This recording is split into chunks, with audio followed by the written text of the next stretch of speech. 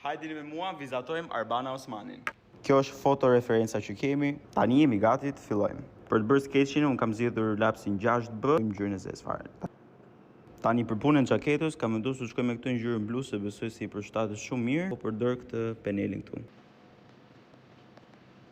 Tani nuk e di për ju, po unë sa herë që vizatoj duar, më duket shumë e vështirë, kështu që shpresoj të dalë mirë.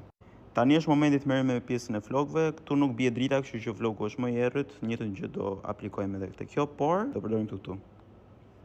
Edhe tani do përdorim këtu. Të smadhojmë pak. Duke u bazuar te referenca, shikoni këtu që bie pak drita lelat, njëjtën gjë do bëjmë me flokët, do shtojmë pak lelat çelët, po pak që mos dallohet shumë.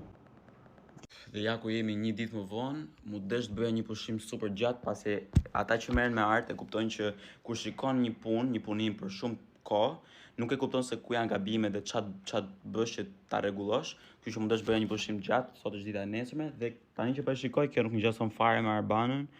Kështu që do i futemi punës të shikojmë se çfarë mund të bëjmë që ta rregullojmë. Domethënë ngjason pak, po jo ajo që sa dua unë të arrij. Dhe ja ku jam mund duke shtuar sa detajet vogla te tiparet e Arbanës që t'i përafrojmë sa më shumë dhe një sharim vogël, ky nuk është realizëm, nuk është art i cili duhet ngjaj fiks me realen, por është thjesht një version cartoon i Arbana Osmani dhe unë mendoj se ka dalë shumë mirë edhe shpresoj që Arbanës t'i pëlqejë shumë. Dhe fus dhe në story në Instagram dhe shpresoj ta shikoj dhe Arbana.